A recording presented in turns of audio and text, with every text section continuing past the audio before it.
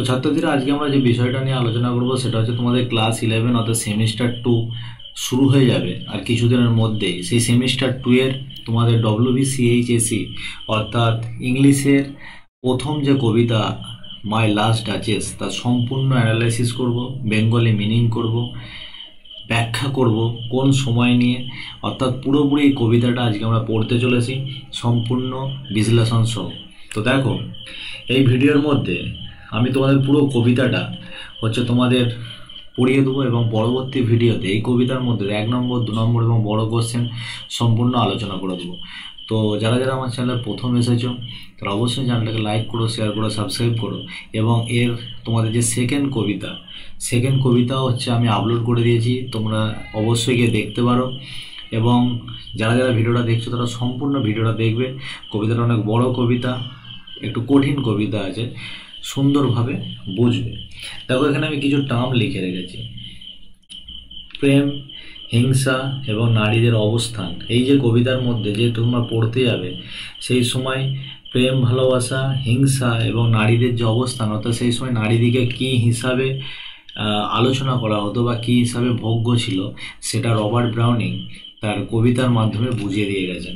Actually এই যে কবিতাটা আমাদের মাই লাস্ট ডাচেস, এটা রবার্ট ব্রাউনিংয়ের লেখা এবং হচ্ছে ভিক্টোরিয়ান এজ অর্থাৎ ভিক্টোরিয়ান যুগের সেই সময় নারীদের কী পরিমাণ অবস্থান ছিল সেটা কবিতার মাধ্যমে পরোক্ষভাবে দেখিয়ে দিয়ে গেছেন রবার্ট ব্রাউনিং। তো সেটা আমরা একটু পরে অ্যানালিসিস করব। তার আগে রবার্ট ব্রাউনিং সম্পর্কে আমরা সংক্ষেপে জেনে নিই। উনি জন্মগ্রহণ করেন 7ই মে 1882 খ্রিস্টাব্দে লন্ডন শহরে এবং মারা যান হচ্ছে 12ই ডিসেম্বর 1889 খ্রিস্টাব্দে ভেনিসে। উনি একজন ইংলিশ পোয়েট ছিলেন ভিক্টোরিয়ান এজের, এবং ওনার স্ত্রীও তিনিও হচ্ছেন একজন পোয়েটেস ছিলেন, অর্থাৎ তিনিও একজন বিখ্যাত কবি ছিলেন। বোঝা গেছে? রবার্ট যে ব্রাউনিং উনি বেশি পপুলার হন, ওনার মৃত্যুর পরবর্তী সময় উনি আরও বেশি পপুলার হন। ওনাকে বলা হয় dramatic monologue, father of dramatic monologue বলা হয়। অর্থাৎ ড্রামাটিক মনোলগ যে কবিরা লিখে গেছেন তাদের মধ্যে সবচেয়ে বেস্ট অর্থাৎ সবচেয়ে সুন্দর উপায় এবং সবচেয়ে ভালোভাবে ড্রামাটিক মনোলগকে ব্যাখ্যা, বিশ্লেষণ এবং লেখনী করে গেছে আমাদের রবার্ট ব্রাউনিং। তাই ওনাকে ড্রামাটিক মনোলগের জনক বা ড্রামাটিক মনোলগের বাবা বলা হয়। বোঝা গেছে? আচ্ছা, এই যে আমরা মাই লাস্ট ডাচেস পড়বো, মাই লাস্ট ডাচেস হচ্ছে একটা ড্রামাটিক মনোলগ কি আমি তোমাদেরকে একটু পরে বুঝিয়ে দিচ্ছি। তো তোমরা শুধু এতটুকু মনে রাখবে যে মাই লাস্ট ডাচেস যে কবিতাটা, এটা হচ্ছে একটা ড্রামাটিক মনোলগ। বোঝা গেছে? তো আমরা ড্রামাটিক মনোলগ নিয়ে বলতে গেলে অনেক কিছুই বলা যায়, কিন্তু আমরা সম্পূর্ণ কবিতার ভেতরে এত জটিল জিনিসটা পড়তে আমরা, তাহলে কবিতা থেকে আমরা বিচ্যুত হবো। আমাদের যতটুকু প্রয়োজন আমরা ততটুকু নিয়ে বেরিয়ে যাব। বোঝা গেছে? আচ্ছা, এই যে কবিতা যে লিখছে রবার্ট ব্রাউনিংয়ের যে কবিতার মুখ্য বিষয়গুলি থাকে, jealousy, death, violence and deletion, হচ্ছে এইগুলো হচ্ছে রবার্ট ব্রাউনিং কবিতার মুখ্য বিষয়। অর্থাৎ হচ্ছে ঈর্ষা, মৃত্যু, সহিংসতা, বিভ্রান্তি। বোঝা গেছে? আচ্ছা, ভিক্টোরিয়ান এরা যেটাকে আমরা বলছি বা ভিক্টোরিয়ার যুগ, রানী ভিক্টোরিয়ার যে সময়টা তিনি রাজত্ব করে গেছেন, অর্থাৎ 20 জুন 1837 থেকে 22 জানুয়ারি 1901 পর্যন্ত, এই সময়টাকে ভিক্টোরিয়ান এরা বলা হয়, তো ভিক্টোরিয়ান যুগ বলা হয়। তো এই সময় নারীদিকে পণ্য হিসাবে ভাবা হতো, থিংস হিসাবে ভাবা হতো এবং এদিকে ভোগ্য করা হতো। এক একটা রাজারা বা এক একটা জমিদাররা তারা একের বেশি বিবাহ করত এবং প্রয়োজনে যদি কোনো স্ত্রীর প্রতি তাদের মন ভরে যেত তখন সেই স্ত্রীদিকে তারা নানাভাবে ফাঁসিয়ে বা বন্দি করে বা হত্যা করে তারা আবার পরবর্তী বিয়ে করতো। অর্থাৎ সেই সময় স্ত্রীদের কোনো মর্যাদা সেরকম ছিল না, অর্থাৎ তাদেরকে তারা পণ্য বস্তু হিসাবে দেখতো বা ব্যবহার করতো। বোঝা গেছে? তো এই জিনিসটাকে কটাক্ষ করে গেছেন আমাদের রবার্ট ব্রাউনিং তার হচ্ছে মাই লাস্ট ডাচেস কবিতার মাধ্যমে। তো দেখো, মাই লাস্ট ডাচেস এটা একটা ড্রামাটিক মনোলগ। তো ড্রামাটিক মনোলগ আমরা কাকে বলবো? ড্রামাটিক মনোলগ তাকেই বলবো যেখানে একজন সিঙ্গেল স্পিকার থাকবে, অর্থাৎ একজন শুধু সিঙ্গেল স্পিকার যে পুরো ঘটনা বা পুরো একটা কোনো বিষয়বস্তুকে নিয়ে বা কোনো কিছু একটা নির্দিষ্ট জিনিসকে নিয়ে বলতে থাকবে, এবং একজন সাইলেন্ট লিসেনার থাকবে, সাইলেন্ট লিসেনার যে পুরো ঘটনাটা শুনবে কিন্তু কোনো কথা বলবে না, সে পুরো বিষয়বস্তুটা শুনতে থাকবে। তো একজন বক্তা থাকবে এবং একজন শ্রোতা বা একাধিক শ্রোতা থাকতে পারে যারা হচ্ছে সেই তার কথাটা, স্পিকারের কথাটা মন দিয়ে শুনে। বোঝা গেছে? এই যে জিনিসটাকে বলা হচ্ছে ড্রামাটিক মনোলগ। দেখো, মনো মানে কি? একজন, লোক মানে হচ্ছে ডায়লগ বা একজন বক্তব্য দিবে, সেটাকে অন্যজনেরা শুনবে কিন্তু তারা নীরব থাকবে। এটাকেই বলা হচ্ছে ড্রামাটিক মনোলগ।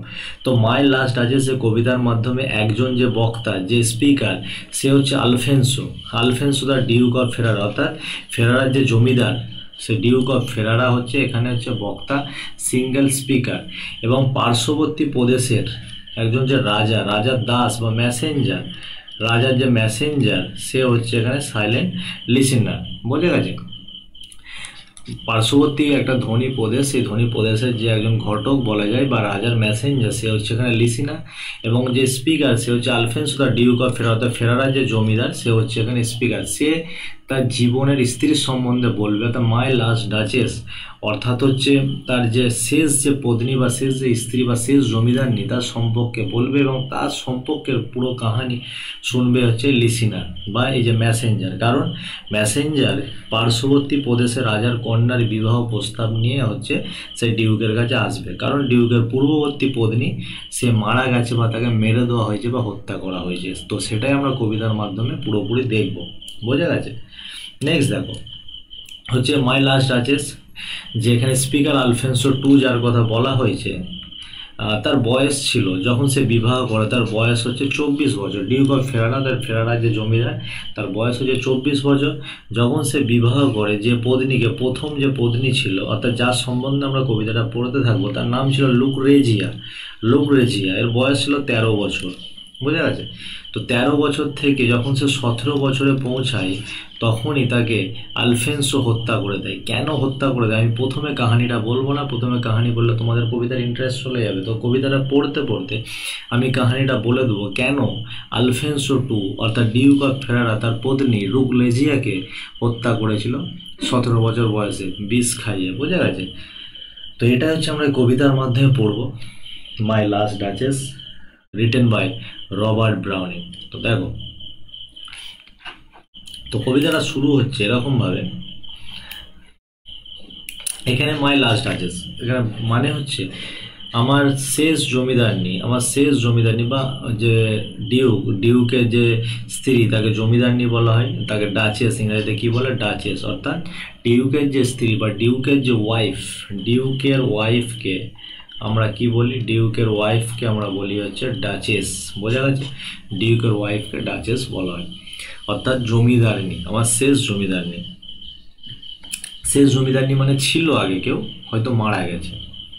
তো দেখো, আমি লাইন বাই লাইন পড়বো, তোমরা পুরো ভিডিওটা সম্পূর্ণ দেখবে। একটা ভিডিওতে পুরো কবিতাটা আমি শেষ করে দেবো, এবং যারা পরবর্তী সেকেন্ড ভিডিও যারা দেখতে যাও, তারা আমার চ্যানেলে দেওয়া আছে, তারা অবশ্যই গিয়ে চেক আউট করতে পারো। দেখো, মেসেঞ্জার এসেছে আলফেন্সোর কাছে, অর্থাৎ ডিউক অফ ফেরারার কাছে। সে মেসেঞ্জারকে নিয়ে ডিউক তার বাড়িতে অনেক কিছু জিনিসপত্র বা তার প্রাসাদে অনেক কিছু জিনিসপত্র ঘুরে ঘুরে দেখাচ্ছে। দেখাতে দেখাতে তারা উপরে উঠে গেছে, অর্থাৎ দোতলায় উঠে গেছে। উঠে গিয়ে সামনে একটা ছবি দেখাচ্ছে। সেই ছবিটা দেখিয়ে ডিউক সে মেসেঞ্জারকে বলছে, দেখো, এরকমভাবে বলছে দেখো, চোখটা ওই সাইডে করিয়ে বলছে দেখো, that's my last duchess, that's my last duchess printed on the, দেখো আমার যে শেষ জমিদারনি বা আমার যে শেষ পত্নী, তার ছবিটা দেওয়ালে আঁকা আছে, ছবিটা দেওয়ালে আঁকা আছে। Looking as if she were alive, দেখে মনে হচ্ছে সে যেন জীবিত বা সে যেন বেঁচে আছে। I call that piece A wonder, আমি এটাকে বলি একটা আশ্চর্যের বিস্ময় বা আশ্চর্যের একটা বস্তু। অর্থাৎ এখানে বিস্ময় বা বস্তু হিসাবে বলা হচ্ছে কাকে? তার পত্নীকে, অর্থাৎ তার ছবিটাকে বিস্ময় বা একটা অসাধারণ জিনিস হিসাবে বলা হচ্ছে। অর্থাৎ এখান থেকে বোঝানো যাচ্ছে একটা মানুষকে একটা বিস্ময় বস্তু হিসাবে তুলনা করা হচ্ছে। অর্থাৎ মানে সেই সময় নারীদিকে পণ্য হিসাবে আলোচনা বা ধরা হতো বা তাদেরকে ইউজ করা হতো।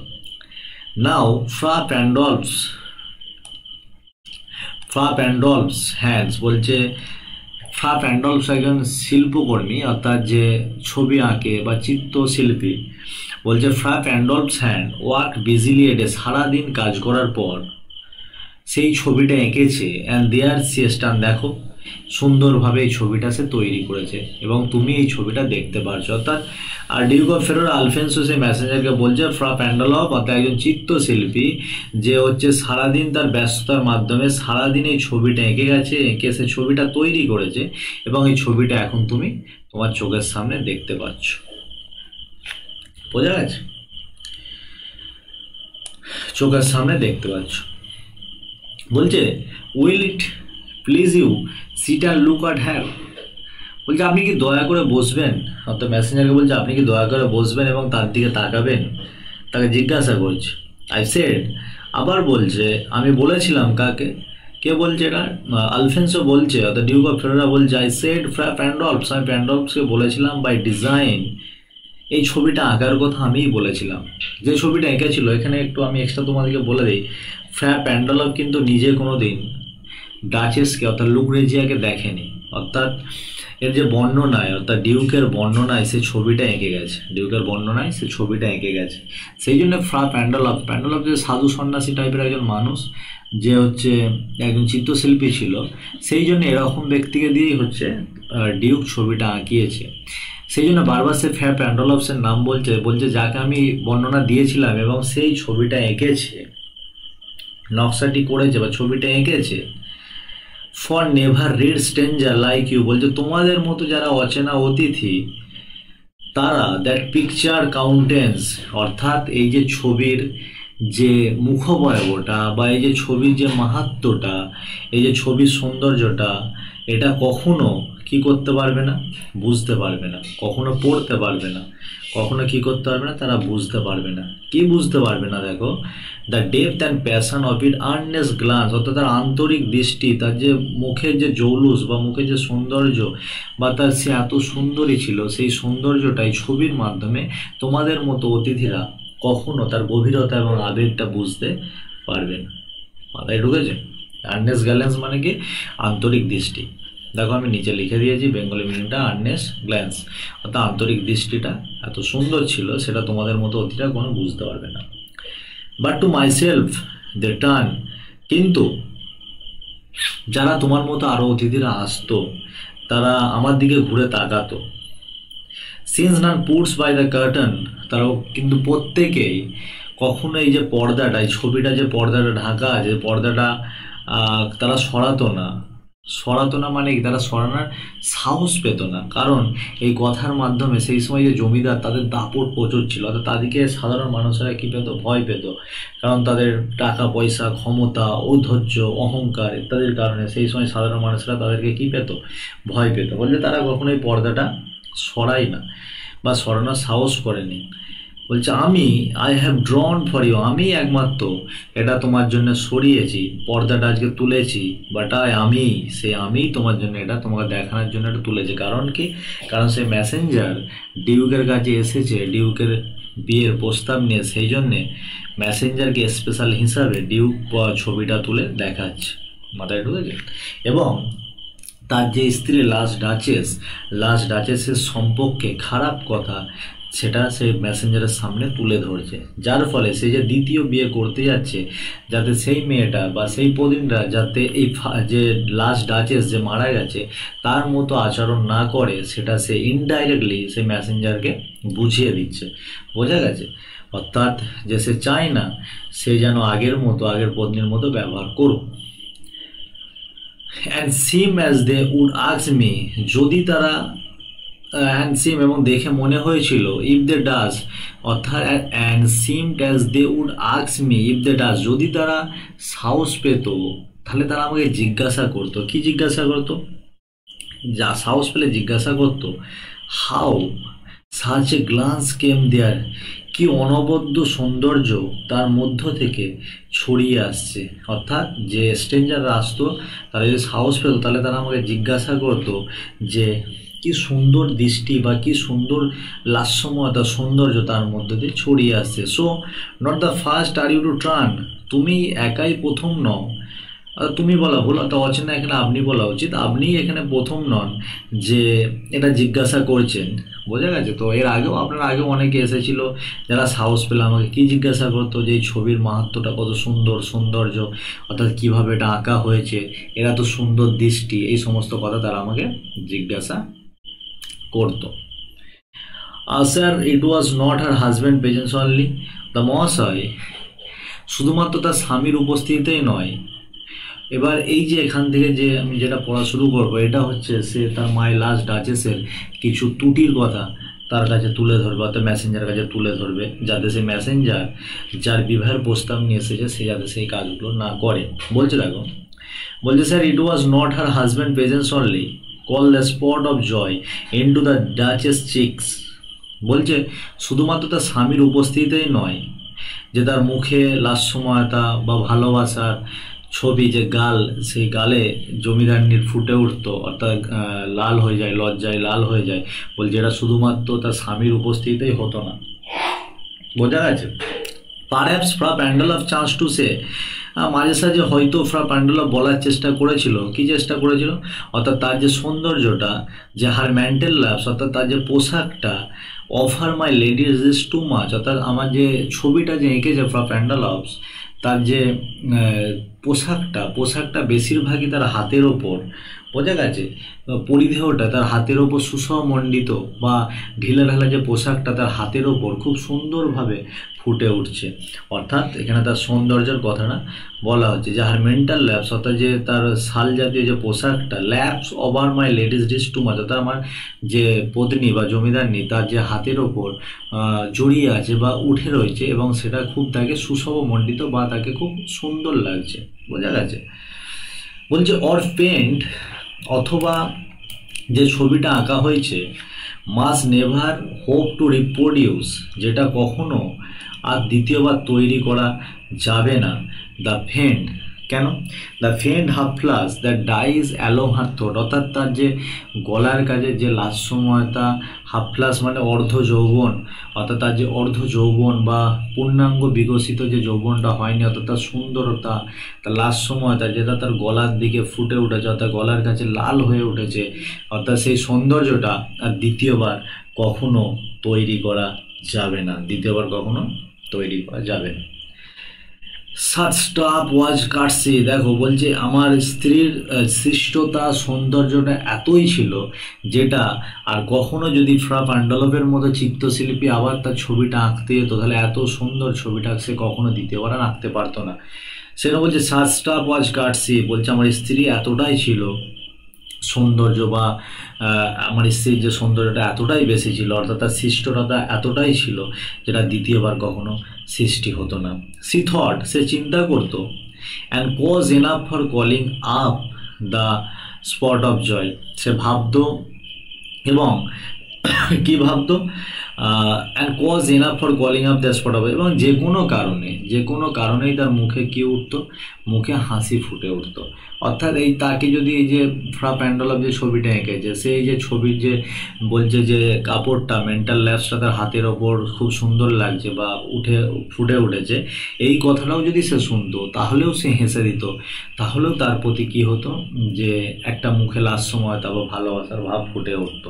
বোঝা যায়? বলছে সে সামান্য জিনিসেই হেসে দিত, সামান্য জিনিসেই তার মুখে হাসির আভা বা খুশির আভাটা ফুটে উঠতো। বোঝা গেছে?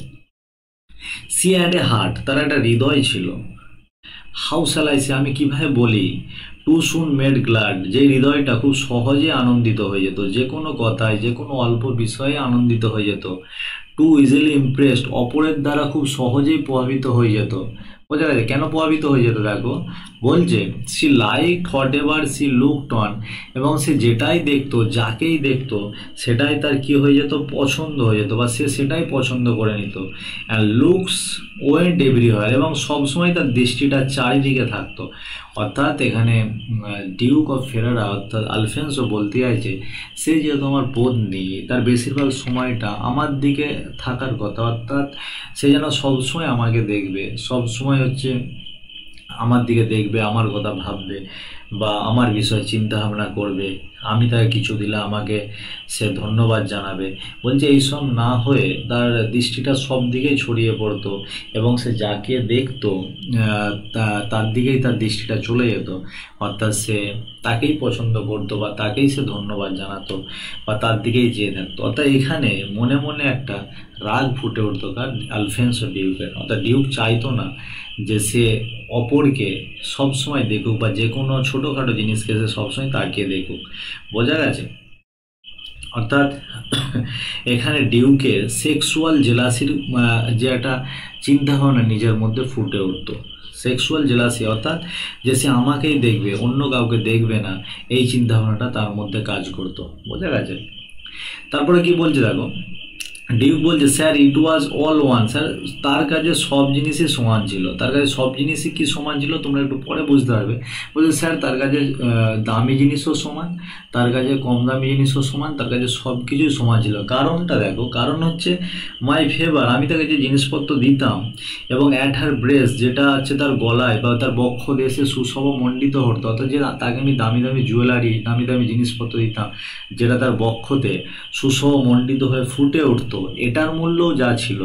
এবং অন্যান্য কেউ, অর্থাৎ অন্যান্য কেউ যদি তাকে কোনো উপহার দিত, তার মূল্যটাও তার কাছে কী থাকতো, সেম থাকতো। যেমন the dropping of the daylight in the west, পশ্চিম আকাশে যখন সূর্য অস্ত যেত, the bough of cherries some officious fool, অর্থাৎ কিছু নির্বোধ বা কিছু বোকা, আলতু ফালতু বোকা, অর্থাৎ আমাদের পার্শ্ব এলাকার যে, যেমন আমাদের যে ভবঘুরে টাইপের লোক, ঠিক সেরকম যদি কেউ যদি তাকে কিছু বাগস অফ চেরিস, অর্থাৎ চেরির ডালপালাও যদি তাকে এনে দিত, তাহলে তাতেও সে যে পরিমাণ খুশি হতো, আমি তাকে যে দামি দামি জুয়েলারি দিতাম তাতেও সে সেই পরিমাণ খুশি হতো। অথবা broke in the orchard for her, অথবা কেউ যদি তাকে কিছু অর্চিয়ার্ডের যে কিছু চেরি গাছে যদি কিছু ডাল তাকে যদি ভেঙে এনে দিত, তাহলে হচ্ছে চেরি গাছের যে the white mule, white mule মানে খচ্চর, অর্থাৎ সেই যে লোকগুলোকে, অর্থাৎ রাস্তার যে লোক, তাকে হচ্ছে আলফেন্সো খচ্চরের সাথে তুলনা করছে। খচ্চর কি ঘোড়ার যে ছোটো জাতীয় যে প্রাণী,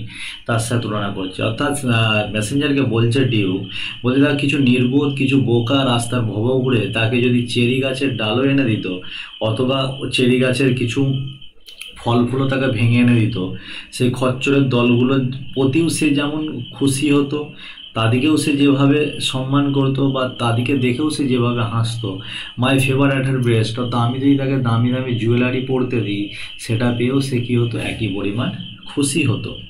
C rode with round the terrace, যখন সে ছাদের পাশাপাশি হাঁটতো, বোঝা গেছে, যখন সে ভ্রমণ করতো, all an age would draw from her alike the approving speech, বোঝা গেছে। বলছে এবং প্রত্যেকের কাছ থেকে তাকে যে যে দেখতো, অর্থাৎ প্রাসাদের বাইরে থেকে বা প্রাসাদের ভেতর থেকে তাকে যে যে দেখতো, প্রত্যেকে তাকে কি জানাতো, প্রত্যেকে তাকে তার প্রশংসা করতো, তার সৌন্দর্যের প্রশংসা করতো। অর্থাৎ এটা সে একেবারেই চাইতো না আলফেন্সো ডিউক যে তার স্ত্রীর প্রশংসা অন্য কেউ করুক। অর্থাৎ আলফেন্সো বলতে চাইছে ইনডাইরেক্টলি যে তার স্ত্রী যখন অন্য দ্বারা প্রশংসিত হচ্ছে, তখন হয় সে সেখান থেকে চলে আসবে, অথবা তার দিকে সে দেখবে নি, এটা সে মনে মনে চাইছে। কিন্তু সে কি বলছে, সে কি করতো, অর্থাৎ হচ্ছে লুগরেজি, অর্থাৎ তার স্ত্রীটা কি করতো, সে প্রত্যেকের কাছ থেকে একই রকম, অর্থাৎ তার সৌন্দর্যের কথা, যে আপনি এত সুন্দর দেখতে বা এরকম দেখতে, এরকম ধরনের যখন কথা সে বাইরের লোকের কাছে শুনতে পেত, তখন সে কী হতো, আর ব্লাশ আর লিস, সে তখন লজ্জায় লাল হয়ে যেত, তার মুখে লাস্যময় লজ্জার লাল আভা ফুটে উঠতো। এটা কখনোই ডিউক চাইতো না। ডিউক চাইতো তার স্বামীর জন্যই তার মুখের লাভা, তার মুখের ভালোবাসার আভা সমস্ত কিছু ফুটে উঠুক, যেটা অন্য কারোর দ্বারা ফুটে ওঠে না। অর্থাৎ সে তার স্বামীকে যেভাবে ধন্যবাদ দেবে, অন্যকে যেন সেই ধন্যবাদটা একই রকম না হয়। এখানে বলছে না ইট ওয়াজ অল ওয়ান, অর্থাৎ ডিউক সর্বদা চাইতো, অর্থাৎ সে স্বামীর প্রতি তার ভালোবাসাটা যেরকম হবে, অন্যের প্রতি ঠিক সেই ধন্যবাদটা সেরকম সে একেবারেই কাম্য করতো না। অর্থাৎ এখানে বলতে হয় যে তার মাহাত্ম্যটা, তার যে বংশের যে মাহাত্ম্যটা, সে একেবারেই বজায় রাখতে পারতো না। কে? লুক্রেজিয়া। অর্থাৎ সে সকলের সাথে সহজ সরলভাবে মিশে দিত, অর্থাৎ সে তাদের যে বংশের সম্মান, বংশের যে গৌরব, সে সেটা মিশিয়ে দিত বা শেষ করে দিচ্ছিল। এরপরে বলছে দেখো, সি থ্যাঙ্কড ম্যান, সে অপরকে ধন্যবাদ জানাতো, সব সাধারণ কমন পিউপিল তাদেরকে সে ধন্যবাদ জানাতো, গুড, ভালো কথা। কিন্তু but thanked somehow, I know not how, as if she ranked my gift of 900 years old name with anybody gift. বলছে সে সকলকে ধন্যবাদ জানাতো, এটা ভালো কথা, সে আমাকেও ঠিক সেইভাবেই ধন্যবাদ জানাতো, বাট থ্যাঙ্কস আমাও, কিন্তু আমাকেও সে ধন্যবাদ ঠিক সেইভাবেই জানাতো যেমনটিভাবে সে অপরকে ধন্যবাদ জানাতো। আই নো নট হাউ, আমি জানতাম না কিভাবে, সে র্যাঙ্কড মাই গিফট, অর্থাৎ আমি তাকে যে 900 বছরের যে পুরোনো গিফট দিয়েছিলাম, 900 বছর আমাদের বংশের যে মর্যাদাপূর্ণ যে গিফটটা দিয়েছিলাম, সেই গিফটটার সাথে সে কিভাবে একটা চেরি গাছের ফল বা কিভাবে একটা চেরি গাছের ডালের তুলনা করে, সেটা আমি ঠিক বুঝতাম না। অর্থাৎ আলফেন্সো দ্য ডিউক বলতে চাইছে আমি তাকে যে 900 বছরের যে গিফটটা দিয়েছি, অর্থাৎ যে হীরের হারটা দিয়েছি, তার প্রতি তার যেভাবে ধন্যবাদ জানানো উচিত ঠিক সেইভাবেই সে হচ্ছে যে একটা সাধারণ ডাল তাকে ভেঙে দিয়েছে ঠিক সেইভাবেই সে অন্যদেরকে ধন্যবাদ জানাচ্ছে। এটা ডিউকের একেবারেই পছন্দ হয়নি। অর্থাৎ বলছে আমি যে স্বামী, আমার প্রতি তার যে অনুভূতিটা যেরকম থাকবে অন্যের প্রতি ঠিক তার সে অনুভূতিটা থাকবে। অর্থাৎ এখানে আমরা লুগ্রেজিয়াকে দোষ দিতে পারি না, কারণ লুগ্রেজিয়া ছিল একজন সহজ সাদাসিধে সরল মনের মানুষ, তাই সে প্রত্যেকে সমানভাবে দেখতো। কিন্তু আলফেন্সো দ্য ডিউক এটা চাইতো না। ডিউক চাইতো যে সে তার বংশমর্যাদাটা বজায় করে রাখুক, ভারিত্ব রেখে চলুক, সকলের সাথে মেলামেশা, এটা তার একেবারেই উচিত নয়। এটা সে মেসেঞ্জারকে বলতে চাইছে, যাতে করে মেসেঞ্জারকে ইনডাইরেক্টলি সে বোঝাচ্ছে, যাতে করে মেসেঞ্জার যখন তার রাজার যে কন্যা তার সাথে যখন ডিউকের বিয়ে দিবে, যাতে সে সেই কন্যাটা এই সমস্ত কাজগুলো এড়িয়ে চলে। সেই জন্যে সে তার পূর্ববর্তী যে ডাচেস তার কথাটা এখানে ডিউক সে মেসেঞ্জারের কাছে তুলে ধরছে। বোঝা গেছে এতদূর? নেক্সট দেখো, who would stop to blame this sort of trifling. বলতে দেখো, এরূপ যে আমার মানহানি, এটা আমি কিভাবে মানব? যে who would short blame this sort of trifling, যে এই যে মানহানি বা এরকম যে আমাকে অন্যের সাথে একই রকম বা একই লেভেলে তুলনা করে দিচ্ছে, এই যে এরকম মানহানি আমি কি মানতে পারি না বা আমি মানতে পারবো না। Even had you skill in speech, দেখো যে তোমার তো কথা বলার দক্ষতা আছে। অর্থাৎ এখান থেকে বোঝাতে চাইছে যে বলছে তোমার তো কথা বলার দক্ষতা আছে, উইচ আই হ্যাভ নট, যেটা হচ্ছে আমার নেই। To make your will quite clear to such an one, যেটা যে তোমার এই কথা বলার দক্ষতা দিয়ে তুমি যেমন তোমার বিষয়টা অন্যের কাছে পরিষ্কার করতে পারো, অ্যান্ড সে, এবং বলতে পারো, জাস্ট দিস, অ্যান্ড সে বলতে পারো, কি বলতে পারো, or that in disgust me, যে তুমি কি পছন্দ করো বা কোনটা তোমার বিরক্ত লাগে, সেই জিনিসটা যেমন তুমি অন্যের কাছে বলতে পারো, সেটা আমি বলতে পারি না। অর্থাৎ বলতে পারা মানে কি, ডিউক ভাবছে যে লুগ্রেজ অর্থাৎ তার ডাচেস বা জমিদারনি যে কাজগুলো করছে, ডিউক যদি সেই কাজগুলোকে ভুল ধরিয়ে দেয়, অর্থাৎ যেগুলো ডিউকের বিরক্ত হচ্ছে সেই কাজগুলো যদি সে ডাচেসকে ভুল ধরিয়ে দেয়, তার মানে হচ্ছে ডাচেসের কাছে তার মাথা নোয়ানো। অর্থাৎ একজন স্ত্রীর কাছে, একজন মেয়ের কাছে সে কখনো মাথা নোয়াতে পারবে না, এবং সে কখনো তাকে বলতে পারবে না here you miss or there exceed the mark, অর্থাৎ তুমি তোমার যে সীমা সেই সীমাটা তুমি লঙ্ঘন করছো, অর্থাৎ সীমাটা তুমি ছাড়িয়ে যাচ্ছ। তুমি যেহেতু একটা উচ্চ রাজবংশের পত্নী বা উচ্চ রাজবংশের স্ত্রী, তোমার বাউন্ডারি হওয়ার কথা যে এই বাউন্ডারির বাইরে তুমি কারোর সাথে মেলামেশা করতে পারবে না, কারোর সাথে কথাবার্তা বলতে পারবে না। অর্থাৎ এই লেভেলটা সে মেনটেন, যে বজায় রাখার কথাটা যে সে লুগ্রেজিয়াকে বলবে, এটা সে বলতে পারবে না, কারণ এটা তাকে বলা মানে ডিউক ভাবে যে এটাতে তার সম্মান হানি ঘটে। অর্থাৎ একজন মহিলার কাছে সে কখনো তার মাথা নোয়াবে না। And if she let herself be lesson so, যদি সে নিজে থেকে সে কোনো শিক্ষা নেয়, not plainly set her wits to yours forsooth and made excuse, নতুবা সে কি দেখাবে, সে অজুহাত দেখাবে। কি দেখাবে? সে শপথ করবে এবং সে অজুহাত দেখাবে। এই সমস্ত অজুহাতগুলো, যেই সমস্ত কারণগুলো যে ঠিক হচ্ছে না, এইগুলো যে আমি বলবো, even then would be some stooping, অর্থাৎ আমি কখনো তার কাছে নতজানু হতে পারবো না। যে অর্থাৎ আলফেন্সো বলছে, অর্থাৎ এই যে কাজগুলো করছে আমার লাস্ট ডাচেস বা করেছে, আমি যে তাকে বলবো এগুলো তুমি ঠিক করছো না, যে তোমার শিক্ষা নেওয়া উচিত এই সমস্ত জিনিস থেকে। অর্থাৎ যে তুমি শপথ করবে, তাকে যখন বলবে তুমি এই কাজগুলো ঠিক করছো না, তখন সে হয়তো বলবে, কি বলবে, ফুরসত মানে হচ্ছে তোমার হচ্ছে প্রতিজ্ঞা করবে, শপথ করবে, বলবে, এবং মেড এক্সকিউজ, এবং তখন অন্য কিছু একটা বাহানা খুঁজবে যে আমি এই কারণে এই তাকে বলছিলাম বা এই কারণে এই কথা বলছিলাম।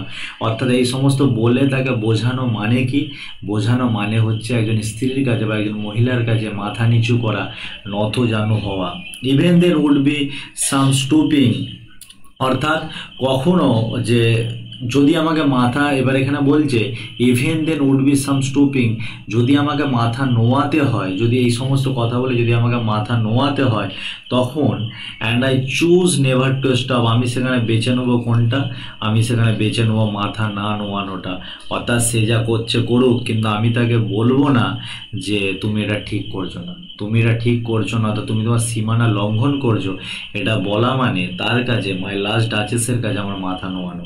তাহলে বলা আর না বলা এই দুটো জিনিসের মধ্যে আমি কোনটা বেছে নেবো? যেটা I choose never to stoop, অর্থাৎ আমি নত যেন না হওয়াটা বেছে নেবো, অর্থাৎ তাকে না বলাটা বেছে নেবো। বলা, তাকে তার ভুলগুলো দেখিয়ে দেওয়া, এটা মানে হচ্ছে নত জানু হয়ে যাওয়া। কার মধ্যে? আলফেন্সো ডিউকের মধ্যে তার কাছে মাথা নিচু করা হয়ে যাবে। তাকে যদি বলি যে তুমি এটা ভুল করছো, আর যদি না বলি তার মানে সেটা মাথা নিচু করা বা নত যেন হওয়া নয়। বোঝা গেছে? নেভার টু স্টপ, অর্থাৎ রাজা বলছে, আলফেন্সো বলছে আমি পছন্দ করে নেবো তার কাছে নত যেন না হওয়াটা। বলছে ও স্যার, সে স্মাইল, বলছে এই যে মহাশয় শুনুন আরো কিছু কথা বলি। সে হাসতো, নো ডাউট, কোনো সন্দেহ নেই সে হাসতো। হোয়েনেভার আই পাস্ট হার, যখন আমি তার পাশ দিয়ে যাচ্ছি, but who past without much the same smile, বলছে আমি যখন তার পাশ দিয়ে যাচ্ছি সে হাসতো ঠিক আছে, কিন্তু সে তখনও হাসতো যখন তার পাশ দিয়ে অন্য কেউ যাচ্ছে। অর্থাৎ আমি যাচ্ছি কি অন্য কেউ যাচ্ছে এটা তার দেখা উচিত এবং তারপরে হাসি দেওয়াটা উচিত, কিন্তু সে সেটা না দেখেই যদি তার পাশ দিয়ে অন্য কেউ চলে যায় তখনও সে কি হয়? সেম হাসিটা হাসে। দিস গ্রিউ, আমার মনে হয়েছিল এটা বারবারন্তি হচ্ছে, অর্থাৎ সে তার সীমানা লঙ্ঘন করছে। সুতরাং আই গেভ কমান্ডস, আমি আমার কর্মচারীদের আদেশ দিলাম। কি আদেশ দিয়েছিলাম? যে একটা আদেশ দিয়েছিলাম, সে আদেশ দেওয়ার পর থেকে দেন অল স্মাইলস স্টপ টুগেদার, অর্থাৎ সেই যে ডাচেসের আমার যে পত্নীর পুরো সম্পূর্ণ হাসি বন্ধ হয়ে গিয়েছিল। তো এই লাইনটা থেকে আমরা বুঝতে পারছি সেই ডাচেসকে হত্যা করে দেওয়া হয়েছিল, অর্থাৎ কিল করা হয়েছিল। বোঝা গেছে? সেই ডাচেসকে কি করা হয়েছিল? হত্যা করা হয়েছিল। কি দ্বারা? বিষ খাইয়ে মেরে দেওয়া হয়েছিল। কার দ্বারা? ডিউকের দ্বারা, ডিউকের কর্মচারীদের দ্বারা। মাথায় ঢুকে যাও। তো এখান থেকে আমরা বুঝতে পারছি সেই সময় স্ত্রীকে স্ত্রী মর্যাদা না দিয়ে তাদেরকে একজন পণ্য বা সামগ্রী বা থিংস হিসাবে তাদেরকে কল্পনা করা হতো। বোঝা গেছে? তাদেরকে যতটুকু দরকার প্রয়োজনের মতো, প্রয়োজনের সময় প্রয়োজনে অথবা প্রয়োজন ফুরিয়ে গেলে তাদেরকে ফিকে ফেলে দেওয়া হতো, যেমন ঠিক পণ্যকে ফিকে ফেলে দেওয়া হয়। বোঝা গেছে? বলছে আমি একটা আদেশ করলাম এবং তার হাসিটা চিরতরে বন্ধ হয়ে গেল। ঠিক আছে, অর্থাৎ তাকে হত্যা করে দেওয়া হলো। There she stands as if alive, দেখো তারপরে এই যে তোমার সামনে ছবিটা আমি আঁকিয়েছি, যেটা তুমি ছবিটা দেখতে পাচ্ছ, দেখে কি মনে হচ্ছে? দেখে মনে হচ্ছে সে এখনো বেঁচে আছে। অ্যাজ সি অ্যালাইভ, দেখে মনে হচ্ছে সে বেঁচে আছে। Will it please you rise, তুমি কি কিছু বুঝতে পারছো? কাকে বলছে? মেসেঞ্জারকে বলছে তুমি কি কিছু বুঝতে পারছো? তুমি কি কিছু ভাবনায় আনতে পারছো? তো উঠো, যদি তুমি বুঝতে পারো চলো উঠুন। Will you meet the company below, আমাদের জন্য নিচে যারা অপেক্ষা করছে তাদের সাথে আমাদেরকে কি করতে হবে? নিজের সাথীদের সাথে আমাদের দেখা করতে হবে। তাহলে এতক্ষণ ইনডাইরেক্টলি যে মাই লাস্ট ডাচেস কে করেছে বা তার কীরকম আচরণ ছিল, সেই আচরণগুলো একে মেসেঞ্জারকে বোঝানো হলো, যাতে মেসেঞ্জার যার বিয়ের প্রস্তাব নিয়ে এসেছে সেই ডিউকের জন্য, যাতে পরবর্তীকালে সেই কন্যাটা বা সেই রাজার মেয়েটা ঠিক এরকম কাজ না করে। অর্থাৎ সে বুঝিয়ে দিতে হয় যে তার বংশের মর্যাদা কতটুকু, তাকে কতটুকু সীমার মধ্যে থাকতে হবে, যে সীমা লঙ্ঘন করা যাবে না, সকলের সাথে মেশা যাবে না, লুগড়ে অর্থাৎ লাস্ট ডাচেসের মতো সহজ সরল হওয়া যাবে না। ঠিক এরকমভাবে ইনডাইরেক্টলি বুঝিয়ে দিচ্ছে এবং বুঝিয়ে দিয়ে বলছে will it please you rise, বলছে তুমি কি বুঝতে পেরেছো? তাহলে উঠে আসো। We shall meet the company below then, তো নিচে যারা অপেক্ষা করছে আমাদের জন্য তাদের সাথে আমাদেরকে দেখা করতে হবে। মাথায় ঢুকেছে? তো এই পর্যন্ত ছিল সম্পূর্ণ আমাদের যে কাহিনীটা, সেই কাহিনীটা যেটা লাস্ট ডাচেসের সম্পর্কে মেসেঞ্জারকে বলা হয়েছে সেটা আমরা সম্পূর্ণ পড়লাম। এবার আমরা যেটা পড়বো, ঠিক ফ্র্যা প্যান্ডেলভ যেমন চিত্রশিল্পী বা চিত্রকলার পরিচয় দিয়েছে, ঠিক সেরকম আরেকটা আমরা ভাস্কর্য শিল্পের পরিচয় পাবো। সেই সময়, অর্থাৎ যে আমাদের ভিক্টোরিয়ান এজে, অর্থাৎ দেখিয়েছে রবার্ট ব্রাউনিং যে সেই সময় ভাস্কর্য শিল্প এবং চিত্রশিল্পর কীভাবে প্রচলিত ছিল, সেই জিনিসটা সম্পর্কে আমরা আরও একটা স্ট্যান্জা পাবো। বোঝা গেছে? কি বলছে দেখো, আই রিপিট, বলছে আমি আবার বলছি, দেখো দ্য কাউন্ট ইউর মাস্টার, যে তোমাদের পার্শ্ববর্তী তুমি যেখান থেকে এসেছো, অর্থাৎ যে কাউন্টের যে রাজা, অর্থাৎ তোমার যে প্রভু, যে কাউন্ট, ইউর মাস্টার্স নোন মিউনিফিসেন্স, অর্থাৎ সে তার প্রভুত্ব, সে তার মর্যাদা, সে তার হচ্ছে যে বিশাল তার মনোভাব মানে কি তার মর্যাদার জন্য, অর্থাৎ তার যে দয়াশীলতার জন্য সে সকলের কাছে পরিচিত। Is ample warrant that no just pretence. Ample warrant মানে হচ্ছে কি, তার যে শিল্পে তার যে সম্পদের যে মাহাত্ম্য, সেই যে মাহাত্ম্যর জন্য কি হচ্ছে, no just pretence of mind for dowry will be disallowed. যদি সে কোনো তার যে বিশাল সম্পদ যদি সে দান করে বা সম্পদ যদি দেয়, আমি জানি তার সম্পদের পরিমাণটা কি হবে। ডাউরি মানে এখানে যৌতুক। সে যদি তার বিবাহের জন্য, কন্যার বিবাহের জন্য কোনো যৌতুক দিতে চায় তাহলে দিতে পারে, কোনো সমস্যা নেই। Though his fair daughter's self as I avowed as starting is my object. কিন্তু আমার মূল উদ্দেশ্য হচ্ছে তার কন্যা, মূল লক্ষ্য হচ্ছে আমার কন্যা। অর্থাৎ সে তোমাদের যে রাজা বা তুমি যে এসেছো, তোমার যে প্রভু বা সে কাউন্টের যে সম্রাট, সে তার বিশাল মর্যাদার জন্য পরিচিত হয়ে আছে, এবং তার যে বিশাল সম্পদ, সেই বিশাল সম্পদ যে মধ্য থেকে যদি কিছু দেয়, কিছু সে যদি দিতে চায়, যৌতুক হিসাবে দিতে চায়, তাহলে সেটাকে আমি মানা করতে পারি না। সে দিতেই পারে যৌতুক, তাহলে আমি নিয়ে নেবো, কোনো সমস্যা নেই। কিন্তু আমার প্রধান উদ্দেশ্য হচ্ছে তার কন্যাকে বিবাহ করা। Spear daughter self as avowed at starting, বলছে আমার প্রথম লক্ষ্য, ইজ মাই অবজেক্ট হচ্ছে তার কন্যাকে আমার বিয়ে করা, তার কন্যাকে আমার অর্জন করা, এটা হচ্ছে প্রথম লক্ষ্য। কিন্তু সে যদি যৌতুক দিতে চায় তাহলে সে যৌতুক দিতে পারে, আমার কোনো সমস্যা নেই। অর্থাৎ সেই সময় যে যৌতুক প্রথাটা চালু ছিল, এই 4টে লাইনের মাধ্যমে আমরা পড়ে সেটা বুঝতে পারি। অর্থাৎ সেই সময় কন্যাদের বিয়ে দেওয়ার জন্য কন্যাপক্ষকে, একটা পুরুষ পক্ষকে প্রচুর পরিমাণে, কন্যাপক্ষ হিসাবে পুরুষ পক্ষকে প্রচুর পরিমাণে যৌতুক দিতে হতো। যদি কম যৌতুক দিত তাহলেও সেখানে তখন কন্যাদের প্রতি অত্যাচার হতো। সেই জন্য বলছে তার বিশাল সম্পদ আমি জানি, সেই বিশাল সম্পদের মধ্যে যে পরিমাণ সে যৌতুক দিবে, অর্থাৎ সেই যৌতুকটা আমি মানা করব না। অর্থাৎ সে তো তার মেয়েকে কম যৌতুক দিবে না, অর্থাৎ ইনডাইরেক্টলি মেসেঞ্জারকে বুঝিয়ে দিচ্ছে সে যৌতুক নিতে চায়। বোঝা গেছে? বলছে তবুও আমার ফার্স্ট লক্ষ্য হবে তার কন্যাকে বিবাহ করা। ওকে, এই হচ্ছে গল্প, এই হচ্ছে ঘটনা। এবার বলছে দেখো, নে we shall go together down. এই কথাটা শুনে বা এখানে অব্দি কথাটা শুনে যখন মেসেঞ্জার নিচে নেমে চলে যাচ্ছিল, তখন পেছন থেকে ডিউক অফ আলফেন্সো বা ডিউক অফ ফেরেরা বলছে, আরে স্যার দাঁড়ান, একটু অপেক্ষা করুন, টুগেদার ডাউন, আমরা একসাথে নিচে নামবো। দেখো আরেকটা জিনিস দেখে যাও, নোটিস নেপচুন। নেপচুনকে দেখো, নেপচুন হচ্ছে সমুদ্রের যে দেবতা, সে নেপচুন। বলছে notice Neptune though taming a sea horse thought a rarity which Claus of Innsbruck হচ্ছে ভাস্কর্য শিল্পী একজন। যেমন ফ্রা প্যান্ডলভ ছিল চিত্রশিল্পী, তেমন ক্লজ অফ ইন্সবার্গ হচ্ছে একজন ভাস্কর্য শিল্পী। Cast in bronze Fermi. দেখো এই যে নেপচুনের মূর্তিটা, যে হচ্ছে সমুদ্র ঘোড়াকে শান্ত করে, ট্যামিং এ সি, সমুদ্র ঘোড়াকে শান্ত করেছে, হয়েছে তো র্যারিটি। এটা একটা দুর্লভ চিন্তা, এটা একটা দুর্লভ যে স্থাপত্য বা দুর্লভ একটা ভাস্কর্য, যে ভাস্কর্যটা বা যে সেটা কে আমাকে বানিয়ে দিয়েছে, উইচ ক্লজ অফ ইন্সারবার্গ, অর্থাৎ ইনি আমাকে বানিয়ে দিয়েছে। এই যে নামটা তোমরা মনে রাখবে ভালো ধরে, ইনি একজন ভাস্কর্য শিল্পী, ক্লজ অফ ইন্সবার্গ, যেটা আমাকে বানিয়ে দিয়েছে।